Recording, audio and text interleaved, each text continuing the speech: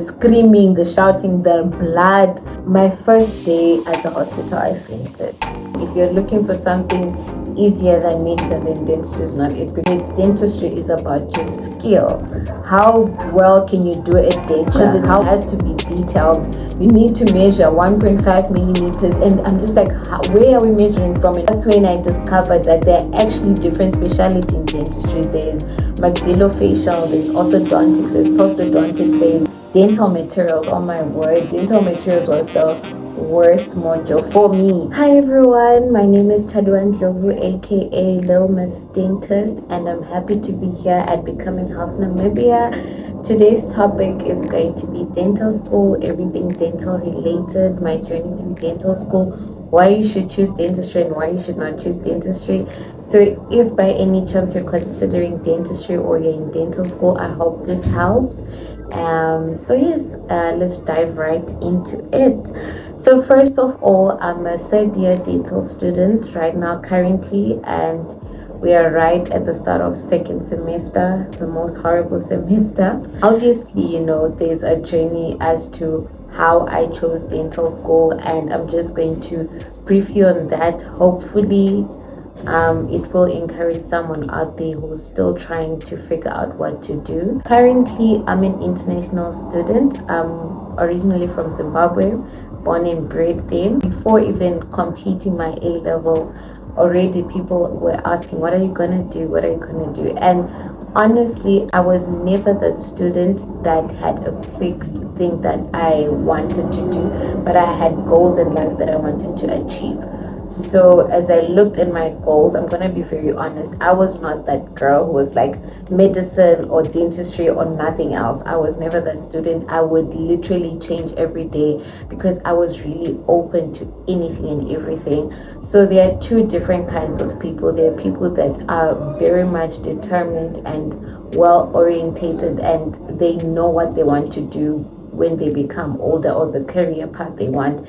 Then there are this other type of people that people don't usually talk about, which is my kind of people, where we just see where life takes us. So I was that person, I was that student that I was like, I'll see where life takes me. But I had certain aspects or certain characteristics in me that I knew I would want a career that aligned with that, right?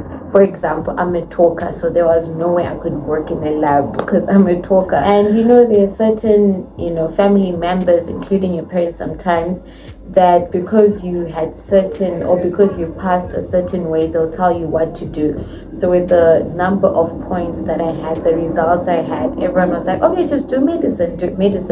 But I knew that was not what I wanted. And I believe, people usually do medicine, know from start that they want to do medicine. So I knew I was not going to be a good doctor. So I had to shut down the noise. Sometimes that's what you have to do. You need to shut down the noise all around you, because you will become gullible. You will take anything and what everyone says, and that's a disadvantage because people will always have different opinions. Luckily, my parents were never those people that do medicine or nothing else. They were very supportive of whatever I wanted to do. So I always had pharmacy in mind. So first of all, I was like, okay, let me just concentrate on pharmacy. Dentistry was never in my head. Trust me, it was never ever in my mind. So anyways, I applied to pharmacy, and being a person who comes from a not so economically good country, the option was to leave the country. So I applied everywhere and anyway for pharmacy. And I remember getting a call one day from a university. I had no idea what it was. And like, no, we found your application. We want you to come to our university, do the interview, and we'll give you pharmacy. And I'm like, the reason for the fact that I don't know what university this is definitely not mine. So I declined it, but my parents didn't know. So I declined it, and I remember I was in town and doing my own stuff, and people are calling me about university, and it was not the time. So I was like, no, it's fine, I got somewhere else, and I lied. So but one thing I did, for those that are Christians, I prayed to God. I was like, God, may I end up doing what I want at the right place. So anyways, pharmacy, I went to the extent of overseas because my father really wanted me to go there. And fast forward to being accepted to two specific countries that were outside Africa, my dad was like, you know what, go for it. So these two countries, I'm not scared to say them, Cyprus and Malaysia. So Cyprus, I was really not on about Cyprus, but Malaysia, I really wanted to go there. Fast forward, COVID happened, and I had decided to go to Malaysia. So COVID happens, and then the university sends me an email and says, you know what, we're gonna go online. And I'm like, online? I need that university experience. I had hoped that COVID was gonna come to an end, but at the same time, at the back of my mind, I was like, don't be too ambitious. COVID is here to stay. You might as well do it. But then I thought to myself, if this COVID thing is gonna make me do online classes in a place that's so far, and COVID might not end. Actually, that was my mindset. COVID might not end, maybe, so I might not go there, and I don't want to be in a situation where I find myself 3 years down the line and I'm still doing online. So I was like, you know what, it's fine. So my family was and is still currently living in Botswana. So in Botswana it was locked down, and Botswana at that time during COVID it was doing pretty well in terms of the infected numbers. So they quickly started lightening up and opening schools and stores and stuff like that. And my mom, being a mom, always wanted me to be close by. So then this random day, I opened something, and then it was like University of Botswana. And I didn't want to go to the University of Botswana because I wanted a different environment. So obviously I'm like, you know what, it is what it is. I think let me just go to the University of Botswana, because COVID, a lot of things were going through your mind. What if something happens to my family and I'm all the way in Malaysia and I have to come back? Well, my parents have enough money to fly me back, and I was thinking with this COVID thing, and prices might go up. So I'm just like, it's fine, closer home. One thing I left out was I always wanted to come to Namibia. So Namibia was my first option, but because my dad wanted me to go overseas, it quickly went out of the picture. So now fast forward, it's COVID, and then I applied to University of Botswana, and they accepted me, and I was not that keen, but I was like, at least I'll have a university life. So, and obviously my parents, in as much as my dad wanted to take me overseas, he was happy about UB because it was closer, meaning less expenses. So then, yes, I prepared to go to UB, start my pharmacy, and that was it. So fast forward 1 year down the line, I was like, I'm not really enjoying University of Botswana. I wanted to change. So I told my parents, and my parents were like, as long as you find a university that's good enough, then do it. And also UB was kind of pricey, was very expensive. So my dad was up for that, because I was like, I'll look for a cheaper option, and the cheaper the better. So I go back to the drawing board. I was like, I've always wanted to go to Namibia. So as I was applying for Namibia, actually I was now volunteering at a pharmacy, and as I was volunteering one day, I come across a dentistry page on Instagram. I'm scrolling through Instagram. I'm actually working. It's a slow day, and there's a dental page, and I kept on scrolling. I went on the page, and it was so interesting. I'm like, oh my gosh, this is so interesting. And I was like, I want to do this. And I remember I told my boss right there, and I'm like, sir, I think I want to do dentistry. It's like, okay, you've changed the game. I'm like, yeah, but I think this time I'm actually serious. I want to do dentistry. And he said, that's a good profession. If you feel like you want to do it, then go for it. And I'm like, okay, let me try.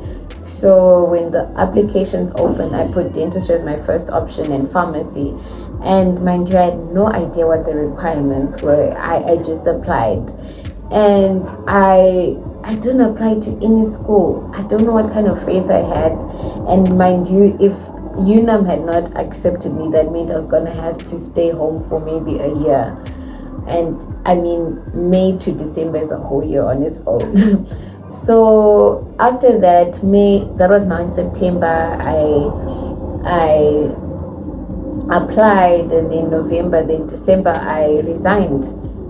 because I was going back home in Zim for holidays, and then most probably next year January is gonna go to school. But I was like, if I don't go back to school, I'd like to come back. And then they're like, no, we're always open for you and stuff like that. So yeah, I think this topic is too long, but anyways, fast forward, UNAM accepts me and I'm now in dentistry school.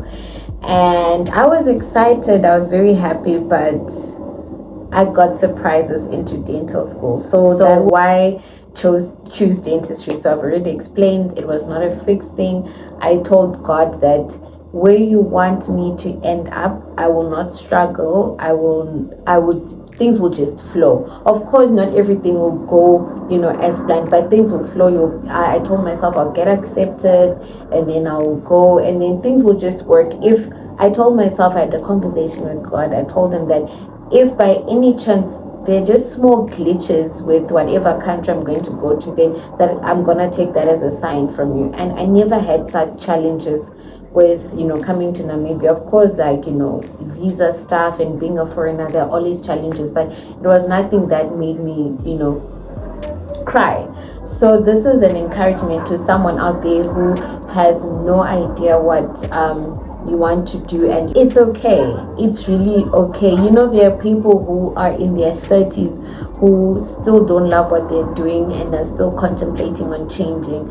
So it's fine not to not know what you want to do, because also one thing I realized is that when you're in high school, you don't have exposure. The only exposure we have is Grey's Anatomy and Instagram, and obviously Instagram, I'm just gonna post my happy moments.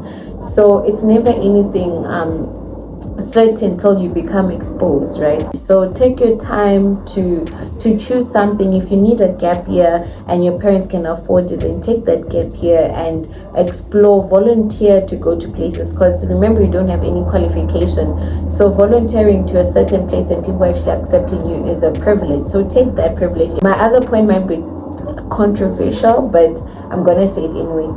Don't take too much advice from people, because it will never be your thing. It will be something that someone suggested or someone that advised, and then you end up taking it. So do take it, consider it. Advice is great, but make your own decision. So that's what I have on how I chose dentistry and how it can help someone choose their certain career.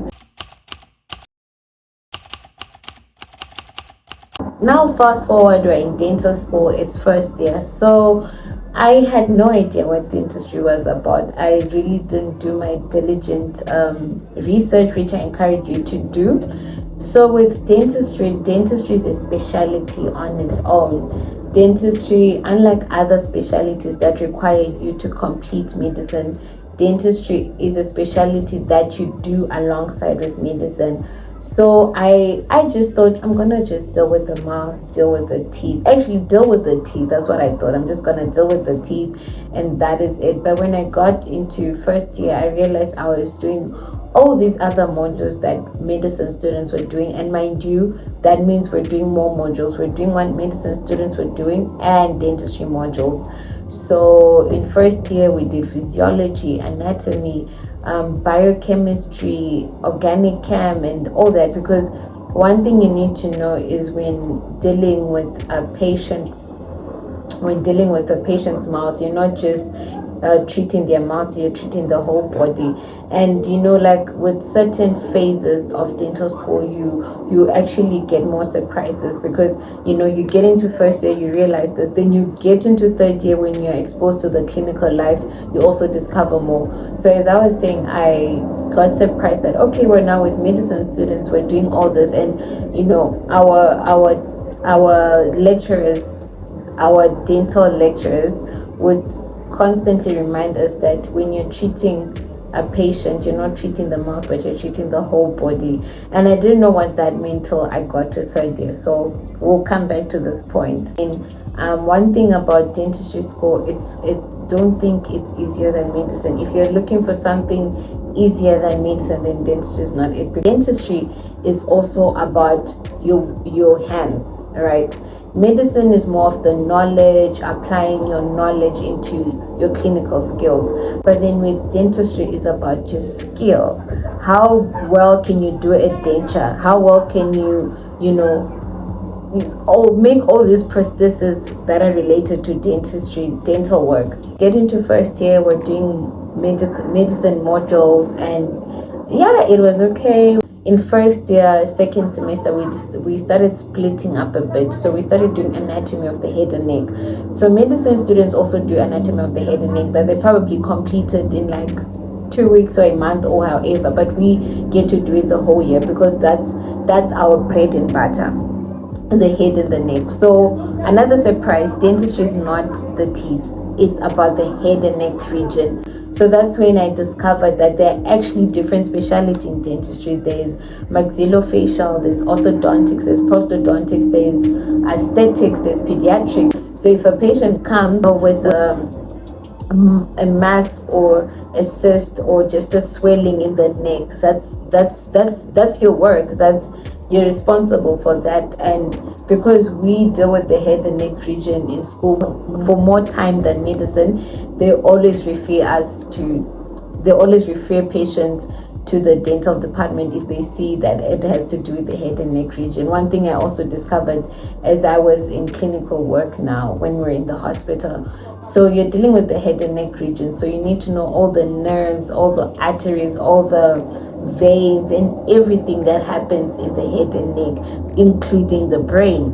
So we had to know that, and that was kind of a surprise to me that, oh, okay, so dentistry is not just teeth. And these are still myths, and that we're still trying to get out of the community, so that people are more educated on what dentistry is about. Because when you have a mass on the neck, if your neck has a swelling here, you're not gonna think of a dentist. You're gonna think of a general doctor. Or when if your jaw is painful, your TMJ here, you're gonna think of a doctor. And we want to try and debunk all those myths, all those, so that people are well educated about dentistry.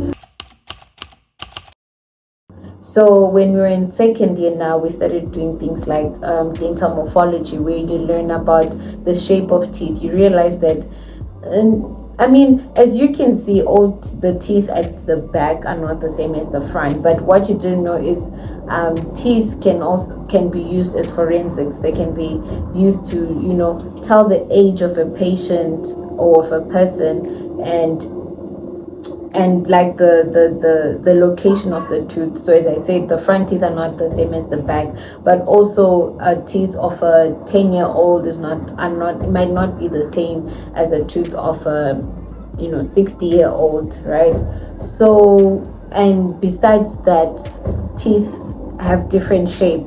So you need to know, like if you're doing dentures are those things people wear when they have missing teeth. Mostly our grandmothers and grandfathers have them.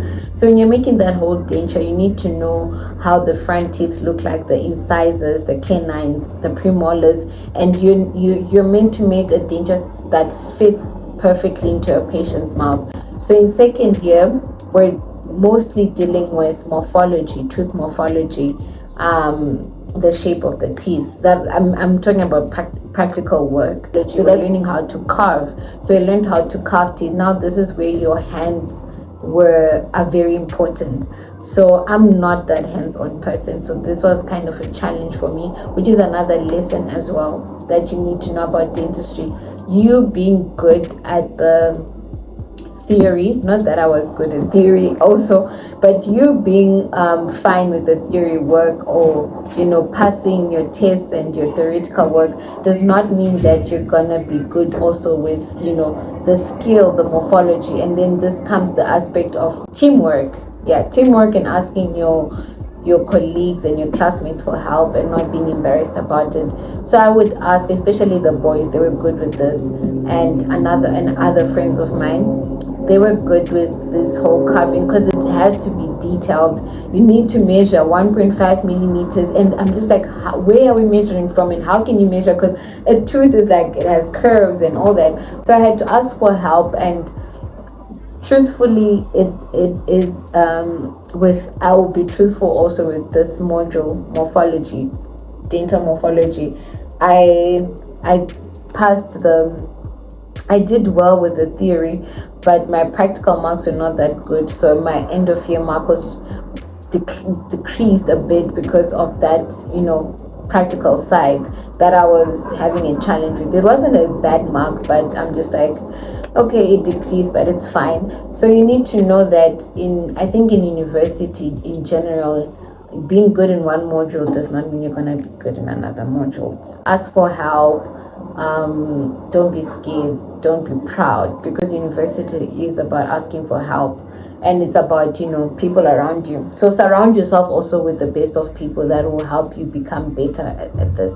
Oh, another thing, dental materials. Oh my word, dental materials was the worst module for me. People have different experiences. You hear someone that enjoyed dental materials.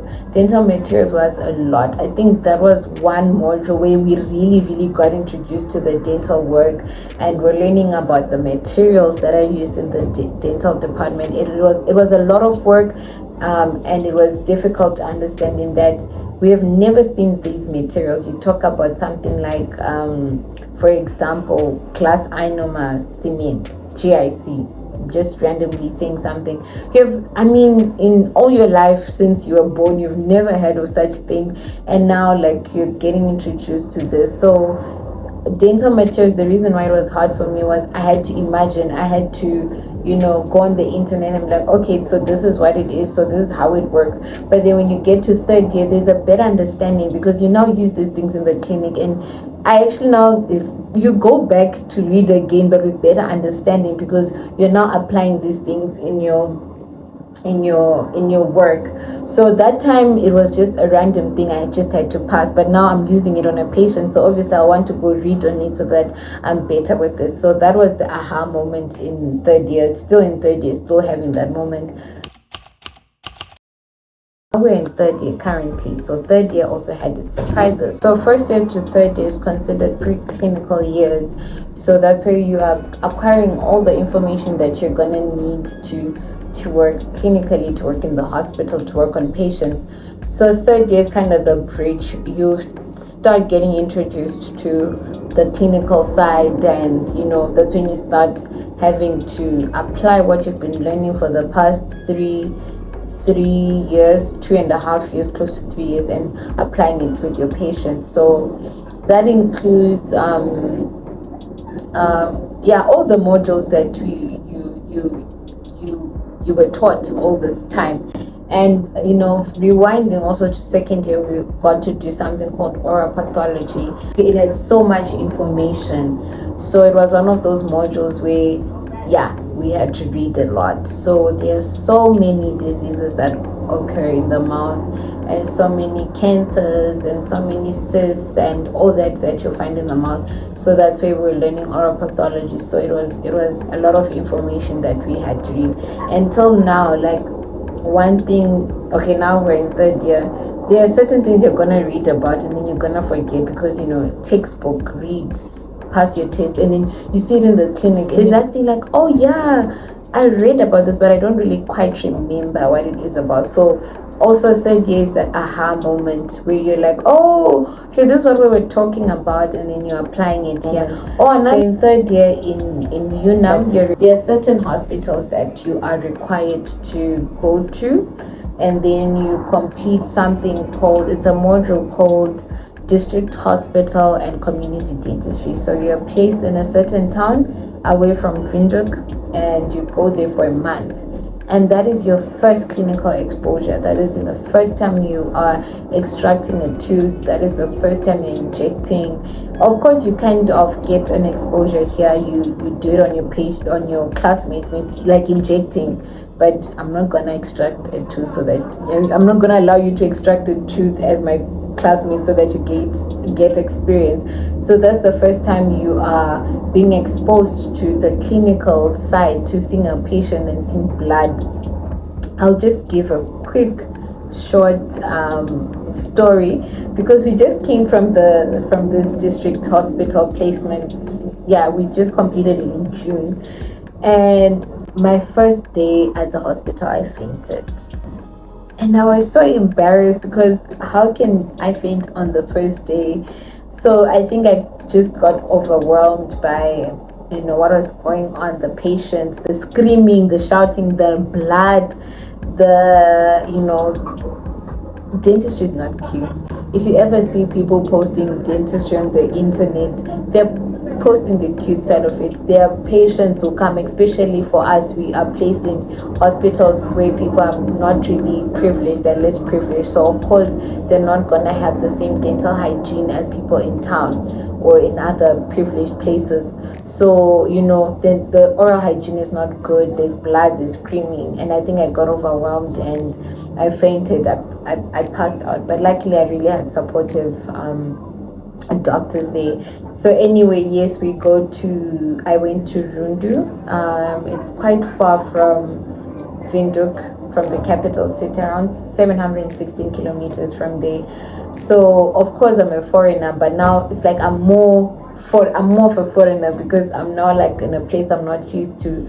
And obviously language barrier. So one thing about Namibia, it has so many languages. So you move from one place to another, it's a completely different language.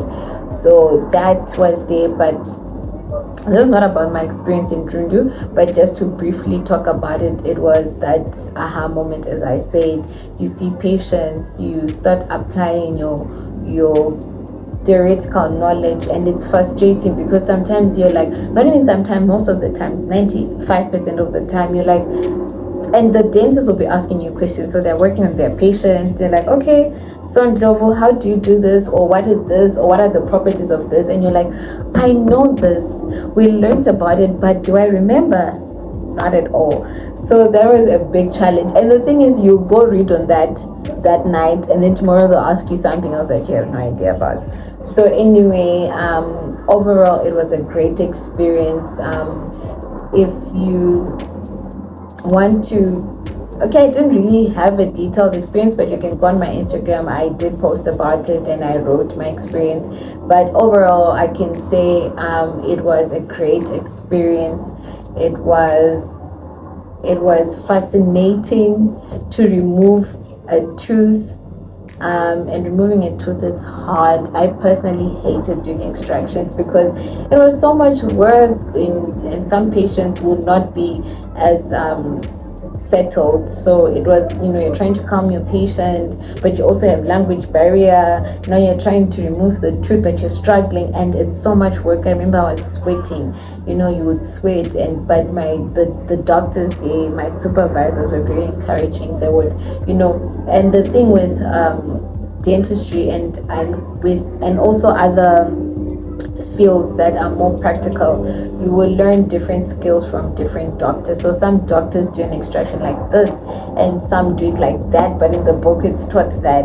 So that's what I learned, that okay, the book might tell you this, but practically it might not be possible because sometimes resources, or sometimes the person you're dealing with. Of course, it's important to know the standard thing, but you also need to know, knowing the standard thing does not mean that if someone else is doing it in a different way, it's wrong. That's how it works.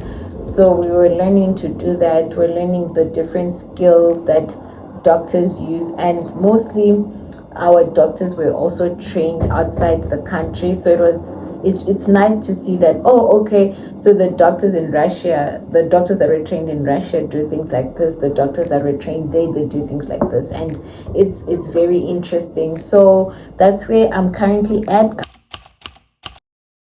Unfortunately, I can't talk about fourth and fifth year because I'm not yet there. But one thing I can say is we're fourth year and fifth year. Those 2 years are mostly practical years. I think you're in the hospital 80-90% of the time, and then you go for classes here and there and do presentations, because we do presentations a lot.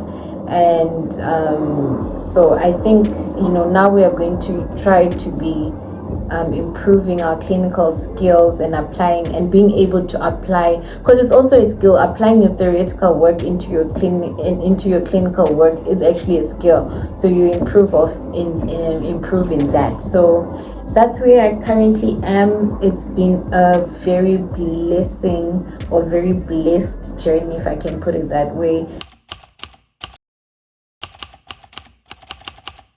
The hardships or the challenges in dental school, and I think it's just in uni in general, university, you're gonna doubt yourself. You're gonna think, oh my word, I'm not doing the right thing. Am I really supposed to be here? You're gonna feel like you're not good enough every time. And I'm still in that era. I'm not talking as someone who's graduated. I'm still talking about with like, I'm in it right now. I'm in it, it's not easy, but what's important is to surround yourself with the people that will always encourage you to do better and to appreciate yourself. Another challenge is not being home and missing out on certain things, because dental school and medicine, I can't speak for other schools or other professions, but they require you to attend every time. And even if they don't require you to do that, you don't want to miss classes and then having to catch up, because you always need, it will always catch up with you. So yeah, I mean, hardships on dentistry are practically hardships that any university student will go through. The challenges sometimes get more, but I guess you learn how to handle them better. So yeah, I think I don't know, every year I say this is my hardest year, so I'm gonna stop saying that, because second year was my hardest year, but third year not as much though. But yeah, I did fail my first test ever, which was also something that was new to me and something that I had to accept, because failure will come and failure makes you a better person, and that's something that you should embrace. So you need to constantly, fill your cup, read books outside school that will help you be a better person. Because one thing I also learned about dentistry is that it's not the work or the knowledge you have about dentistry that are gonna make you a good dentist, but who you are as a person, how you handle yourself, how you talk to people, how you communicate. One thing I'm gonna say is look at yourself as a person, see what makes you the different characteristics that you have, and improve on those characteristics. For example, me, I'm a friend, improve on being a better friend. I'm a Christian, improve on being a better daughter of God.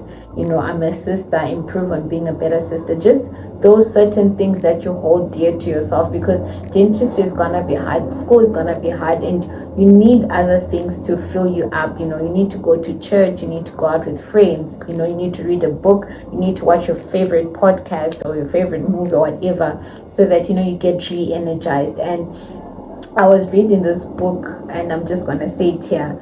It says the problem is that we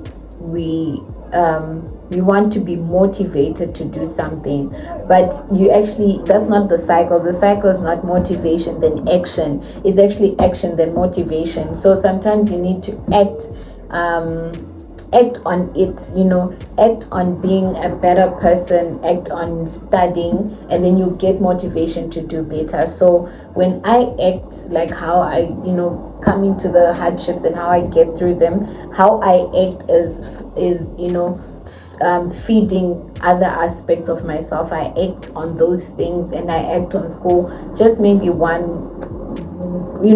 might just read one slide, and then I get motivated to do more. It's still a challenge, I'm still a student, but I'm trying to use that concept where I act on something, and then I get motivated. Whatever works out for you, you do that. Whatever fills your cup, whether going out with friends, whether going to church, whether just being in your room and watching your favorite podcast, then do that.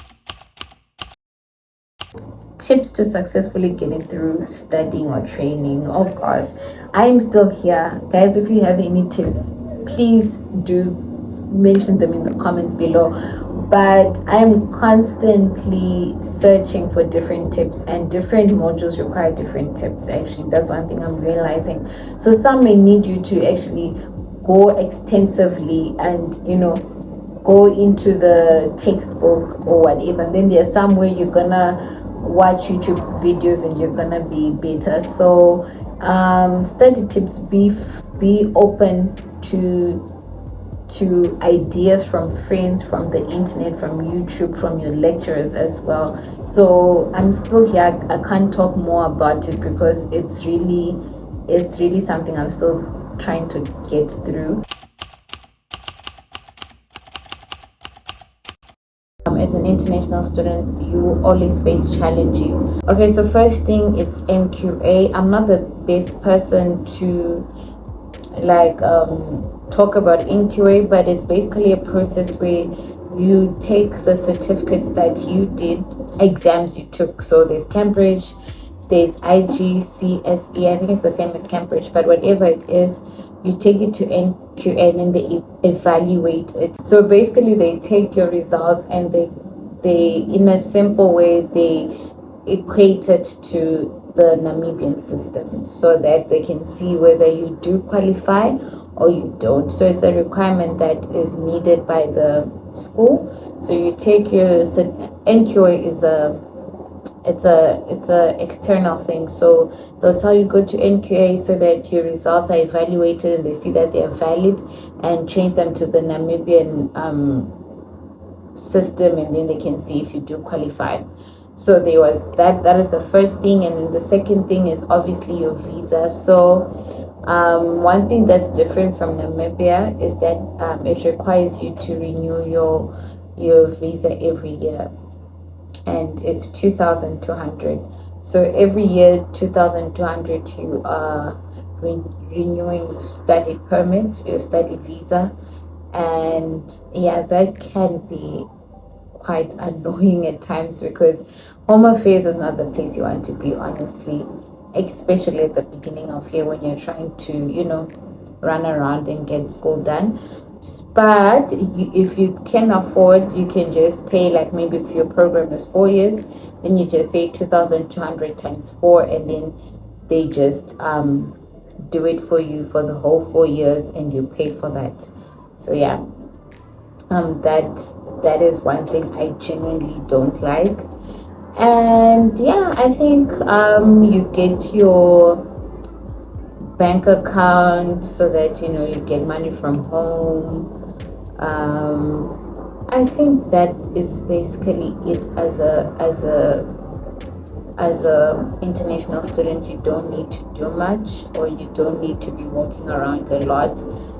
If you feel like your parents can afford to take you to pay for the whole 4 years, I'd advise you to do that so that you avoid going to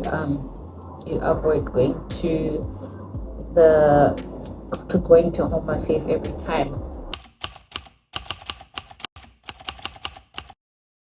If you're this person, do not study dentistry. I'm joking. But okay, I just feel like this certain aspects or characteristics of a person might not necessarily align with the dentistry field. For one, someone who's disgusted. But genuinely, I feel like we are all disgusted to some extent. You actually get used to it. But I see there are some people, like I see my sisters, they are disgusted, madly disgusted by simple things. So if you think dentistry is all cute, I know on the internet, on Instagram, it does look cute, but it's not. One thing you're gonna get tired of is oral health education. Telling people to brush at least twice a day using a soft toothbrush and all that, we're required to do that every day of our lives, and it's a lot. And one thing about dentistry, we do a lot of outreach programs. We go to prisons, to orphanages, to schools. We do posters. Dentistry, that's one thing that I can say was actually a new thing. I never knew we did so many outreach programs. I don't know if it's just UNAM or it's all over the world, but here as UNAM dental students, we do a lot of outreach programs, which is very fulfilling. It's very, you're giving back to the community. And my friends went to a place called Katima, and Katima is a town, and then it has other surrounding villages and stuff like that, places.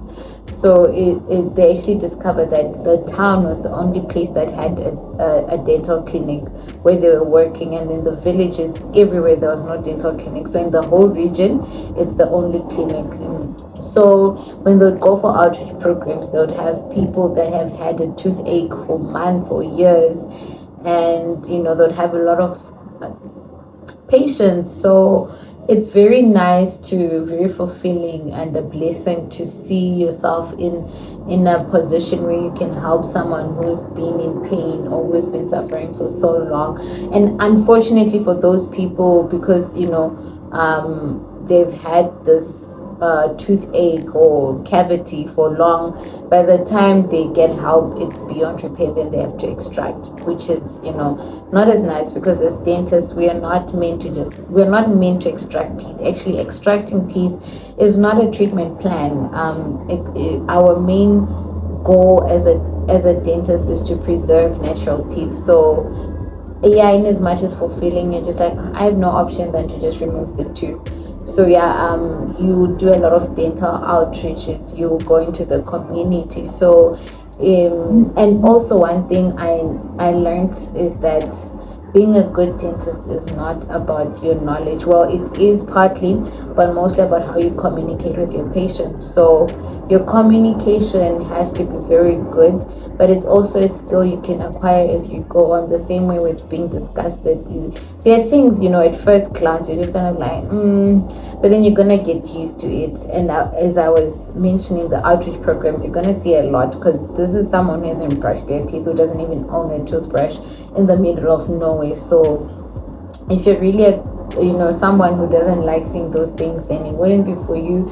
Then if you are someone who doesn't like talking, maybe not, it might not be for you. But also, talking to patients is a skill that you acquire, and talking to people, and you don't really need to be an extrovert for that. But in general, and also if you're someone looking for something that is easier than medicine, then it's not for you, because dentistry is a lot. You actually even pay more than medicine. Our school fees is way more than medicine.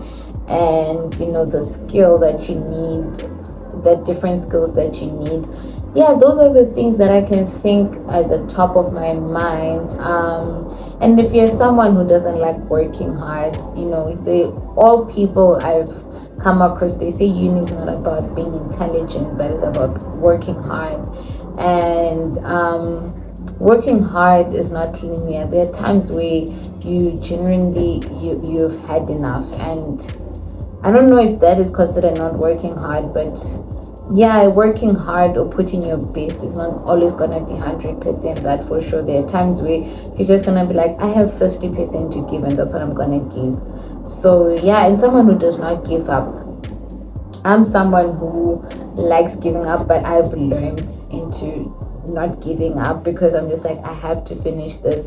So in a nutshell, actually, I can say that I really don't have anything that I can say, if you're this person, then you can't be for dentistry. I feel like if you're meant to be in I feel like if you're not meant to be in dentistry, you will feel it when you come to school and you learn different things about dentistry. You go to the community. I hope you won't realize it by the time you go to the community that this thing is not for you, but you will see it. You will feel that I'm not enjoying this.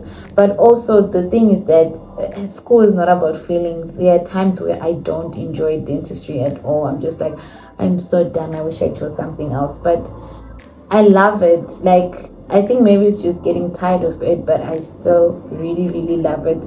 So yeah, I think as a person, see who you are, the goals you want to achieve, and find a career path that is suitable for you. If you're someone who was not all about engineering, come what may, just self-introspect, speak to people, get advice, take it with a pinch of salt, be exposed, volunteer, and if your parents can afford, like what I did, starting something and then realizing this is not it, and then starting something again, it's okay, but don't make it a habit. Now 5 years in, you've been starting something and not finishing it. That is not gonna be good. But yeah, in general, that's all I had for you. I hope you really enjoyed this video. I hope it was informative. I hope I gave you all the information you needed. If not, feel free to get me on social platforms. I'm sure the host will put my social platforms in the description below, and feel free to contact me. I am so happy to be here, and I'm always very happy to talk about dentistry. With that being said, this is Little Miss Dentist.